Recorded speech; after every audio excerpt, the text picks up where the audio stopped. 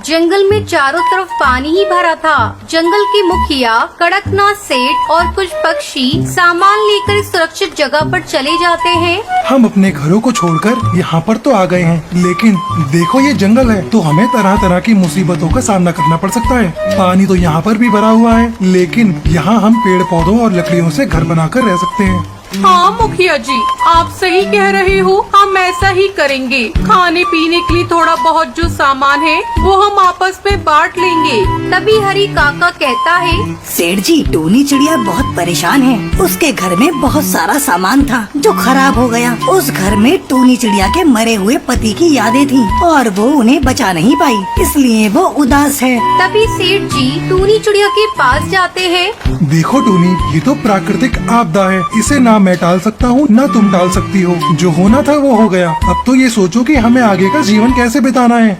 आप सही कह रहे हैं सेठ जी, मुझे अपने दुख को भूलकर अपने जंगल के पक्षियों के दुख में शामिल होना चाहिए। अगली सुबह कुछ चिड़ियाएं बाढ़ की वजह से जंगल में शौच करने जाती है। तभी वहाँ से कौवा गुजरता है। कालू कौवा उन चिड़ियाओं को देखकर अपना मुंह छुपाते हुए चला जाता है। है इतनी बदबू। हे भगवान, ये सब क्या हो रहा है? ऐसे शौच करना तो संभव ही नहीं है। पहली बात तो खुले में शौच और ऊपर से डर है कि कोई देख न ले। बहन, तुम सही कह रही हो, और अब करे तो क्या करे? वो चिड़ियाएं आपस में बात कर रही होती है। तभी उनके बीच मौजूद पिंकी चिड़िया को एक जहरीला सांप काट लेता है, जिस कारण वो बेहोश हो जाती है। अरे अरे अरे, इसे बचाओ! अरे इस चिड़िया को सांप ने काट लिया। हम तो पहले ही कह रहे थे, खुले में शौच करना खतरनाक हो सकता है। अभी इस बारे में बात करने से ज्यादा जरूरी पिंकी का इलाज करवाना है। इसको लेकर हकीम जी के पास चलते हैं। जंगल के पक्षी पिंकी चिड़िया को हकीम के पास लेकर जाते हैं। इसके शरीर में जहर पूरी तरह से फैल चुका है, हमें इसे अस्पताल लेकर जाना होगा। पर हकीम जी, इतनी बारिश में हम कहाँ इसे अस्पताल लेकर जाएंगे?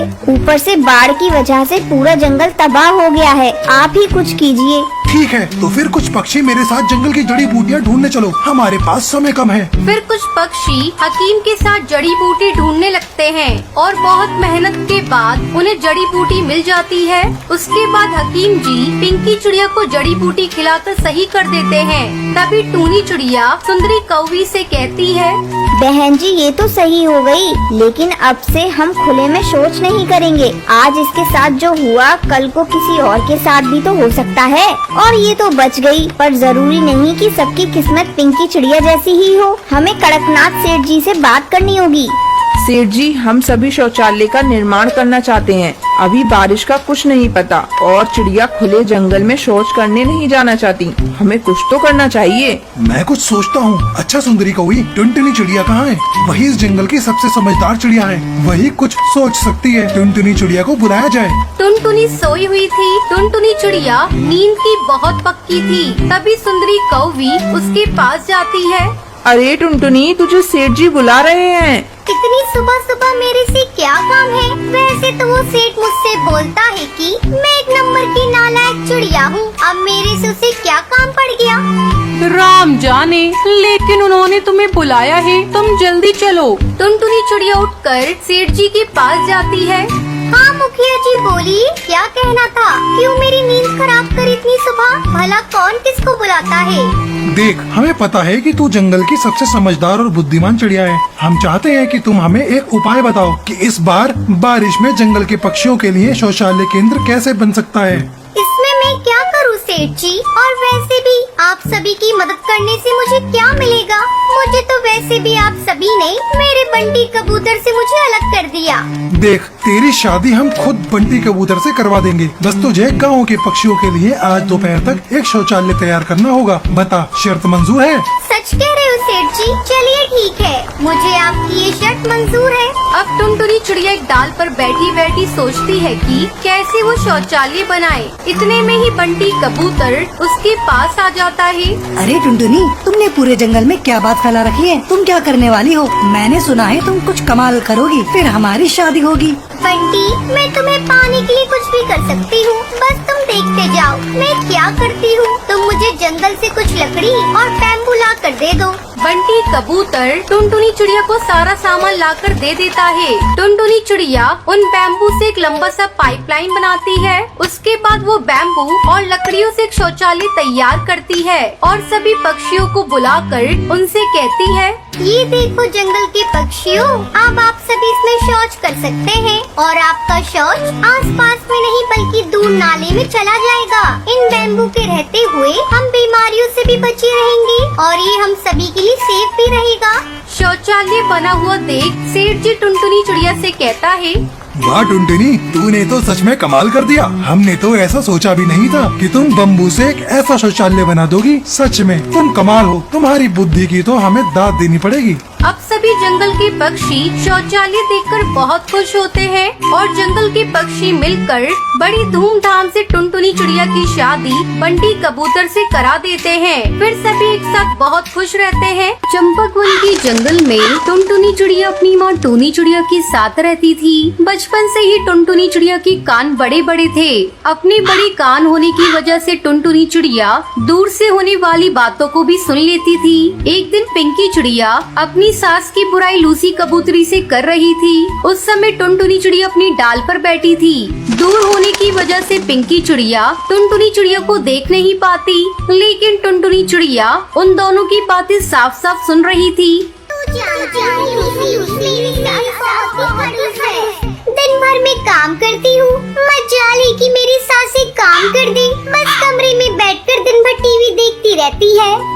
तू ठीक कह रही है पिंकी चिड़िया, मेरी भी सास ऐसी ही है। दिन भर बैठे बैठे गप्पे लड़ाती रहती है अपनी सहेलियों के साथ और मैं दिन भर घर के काम करती रहती हूँ। जी में आता है सब छोड़ छाड़ कर अपने मायके चली जाऊँ या मैं अपनी सास से अलग हो जाऊँ। वो दोनों अपनी अपनी सास की बुराई काफी देर तक करती रहती हैं। इसी बीच टुनटुनी चिड़िया बबली कबूतरी के घर पहुंच जाती है।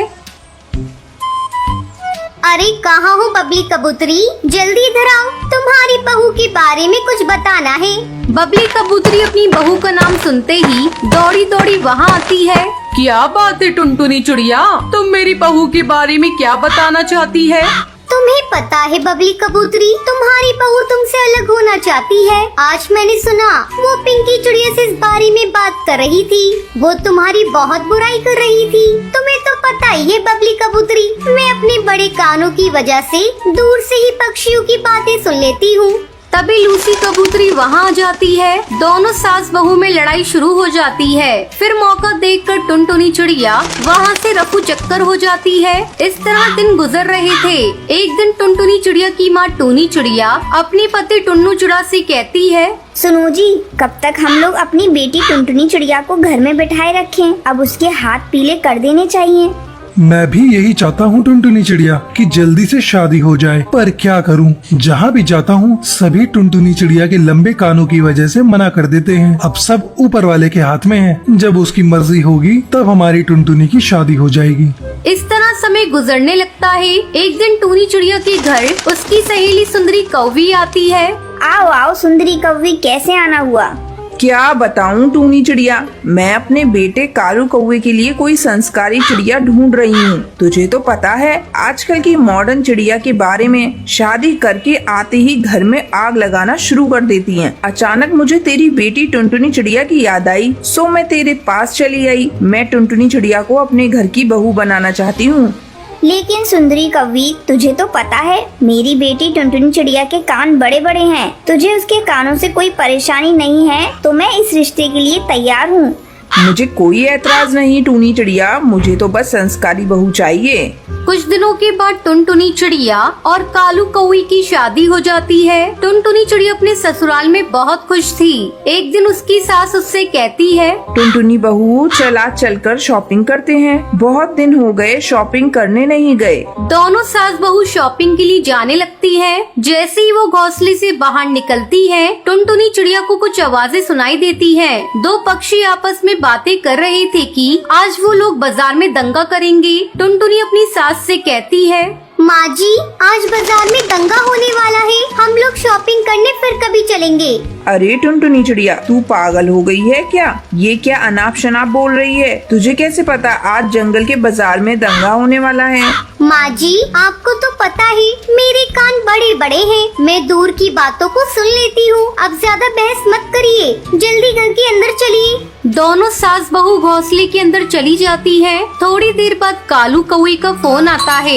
वो बताता है कि बाजार में दंगा हो गया है, काफी पक्षी मारे गए हैं। जब सुंदरी कौवी अपने बेटे के मुंह से बात सुनती है तो वो टुनटुनी चिड़िया को धन्यवाद देती है। इस तरह टुनटुनी चिड़िया आने वाले खतरे से पहले ही सभी को आगाह कर देती थी। वो अपने बड़े कान देने के लिए भगवान का शुक्रिया अदा करती है और खुशी खुशी अपना जीवन बिताने लगती है।